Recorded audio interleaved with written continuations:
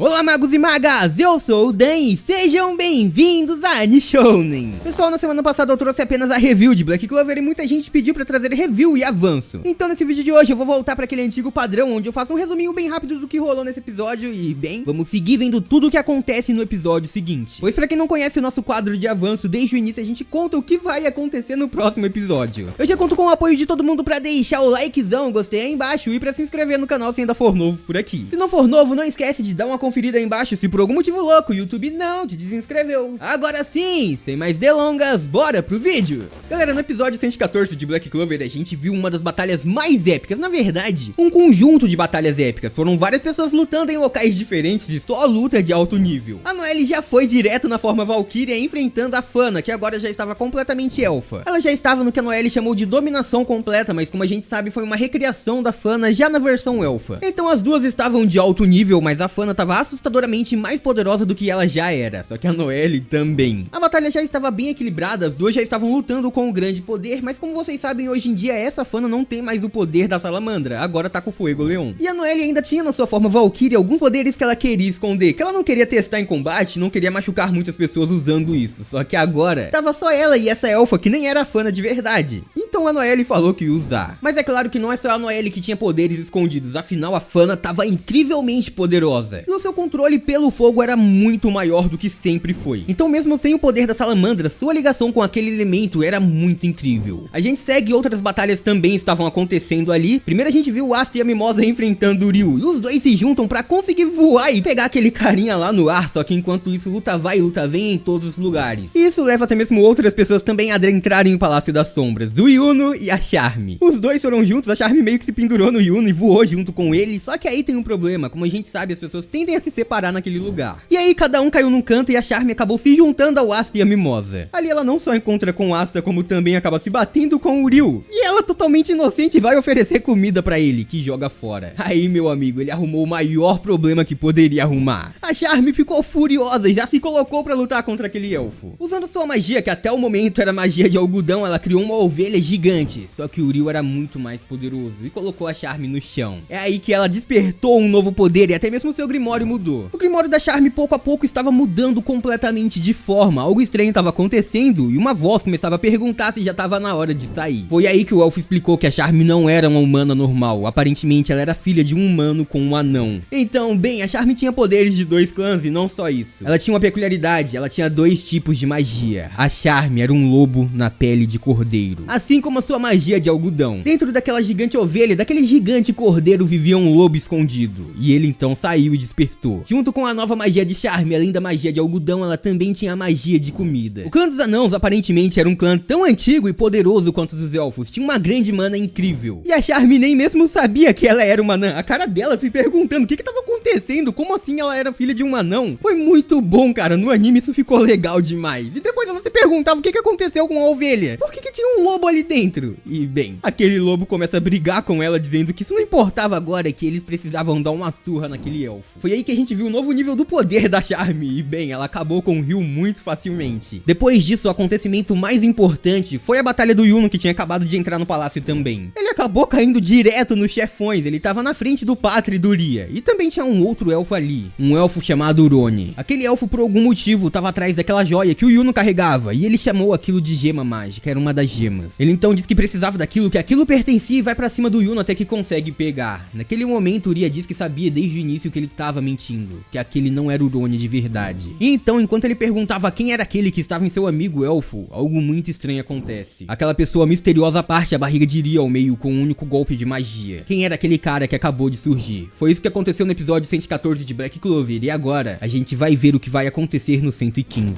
No próximo episódio, 115, vai começar com um flashback. O responsável por tudo, quem fez tudo de verdade. A gente volta pro momento do casamento de Lich e Tetia, a chuva daquela magia humana que estavam atacando aquele casamento, destruindo tudo. A gente via então Ria pensando que ele havia traído todo mundo, e foi por isso que os humanos destruíram os elfos. Ria diz que desde o início viu a mentira dele, mas também pensou que ele nunca os trairia. Enquanto isso, a gente via toda aquela destruição. Víamos também o desespero de todo mundo, afinal eles não tinham contado pra ninguém. Ria então diz que já imaginava o que tinha acontecido desde o início, mas nunca contou pra ninguém, porque ele não queria diminuir o sentimentos de vingança que todos os elfos tinham contra os humanos. Ele não queria fazer isso nem um pouco, isso tudo porque ele queria ver o Lich, o original, o Lich de verdade de novo, de qualquer jeito. Então ele mentiu, deixando que os elfos acreditassem que os humanos tinham feito todo o mal. E se este buraco que apareceu na sua barriga fosse o preço que ele tinha que pagar por isso, ele iria aceitar. Mas ele primeiro queria saber quem é a pessoa capaz de o perfurar desse jeito. Ele queria saber quem era aquele homem que estava ali dizendo que odiava mentirosos. Ele queria saber quando Uroni havia se tornado um deles, um dos reencarnados do terceiro olho. A gente viu o Patri desesperado chamando por Ia e também perguntando a Uroni o que ele estava fazendo ali. E então Uroni começa a sorrir muito enquanto diz: um demônio habita o quinto trevo.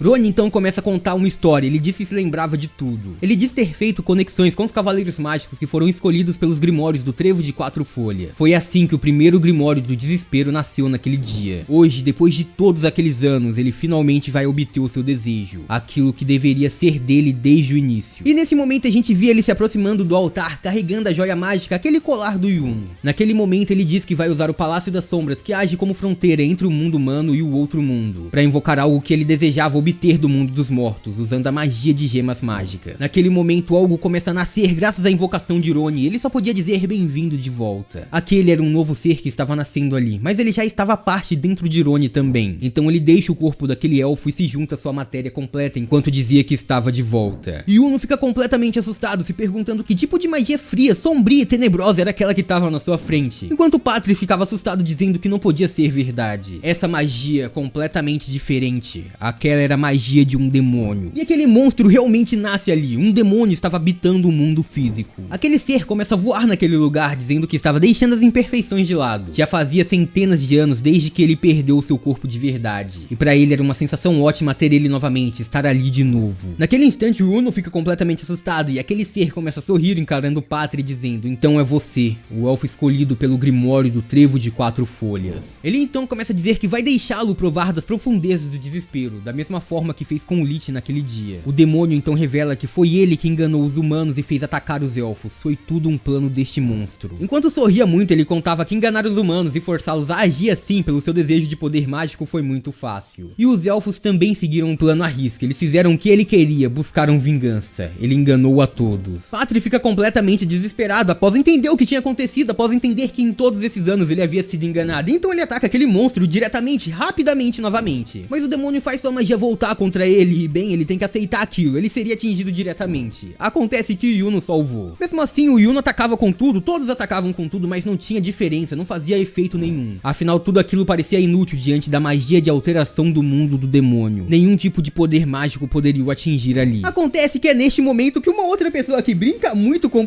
magia acaba caindo naquele lugar também. Asta havia chegado e o Yuno fica muito feliz. Agora os dois iriam estar lado a lado contra aquele demônio. Todo mundo fica assustado, se perguntando o que era aquilo, que tipo de coisa era aquela, que tipo de criatura era aquela. Um demônio, ninguém nunca tinha visto esse ser. Asta então diz que aquele cara é muito assustador e já pega sua espada pra lutar. Só que aquele demônio não estava nem aí pra ele. Na verdade, ele estava mais preocupado era com o Patri. Aquele elfo tentava atacar aquele demônio, tentava acabar com aquele monstro, mas bem, ele realmente queria fazer algo assim. Ele realmente queria que ele fosse em sua direção. Ele diz pra Patri desaparecer e depois disso crava sua magia nele, deixando ele completamente preso no ar. Naquele instante ele havia pego Patri completamente. E depois disso algo completamente diferente aconteceu. Asta e Yuno foram pra cima daquele demônio achando que ele realmente era o alvo principal, achando que ele era o mal que causava tudo. Eles tinham certeza disso. Mas eles foram atingidos então do ar com magias de lâminas. Magias que não eram apagáveis com a anti-magia. Aquele demônio lançou isso na direção dos dois, mas agora ele tinha 2 atributos mágicos. O que realmente estava acontecendo ali? Aquele demônio então cria uma grande parede pra impedir que qualquer um o ataque. Já avisa que qualquer um que tentar o impedir vai ser imperdoável. Ele vai simplesmente eliminar. E enquanto isso ele se aproxima ainda mais de Patri e começa a contar o resto da história. Há 500 anos atrás eles fizeram tudo aquilo. Ele dizia que infelizmente Lich e o primeiro rei mago trabalharam juntos e impediram sua ressurreição.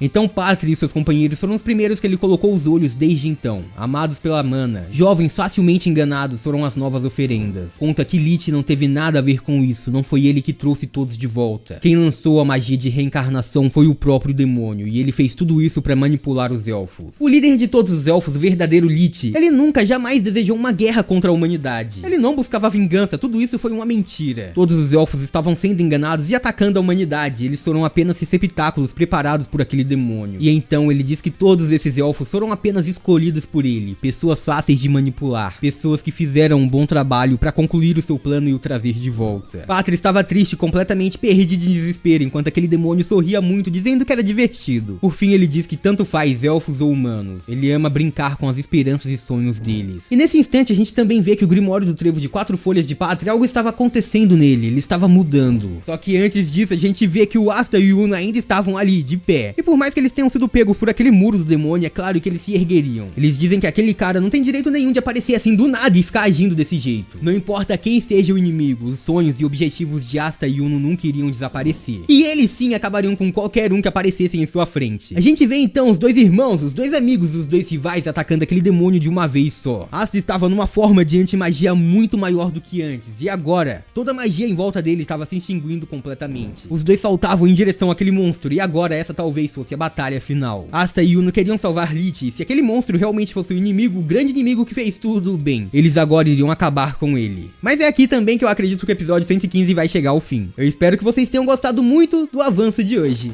E por hoje é isso, muito obrigado por terem assistido até aqui, eu espero muito de coração que todo mundo tenha curtido o vídeo. Eu vejo vocês no próximo, até lá, um grande abraço e tchau!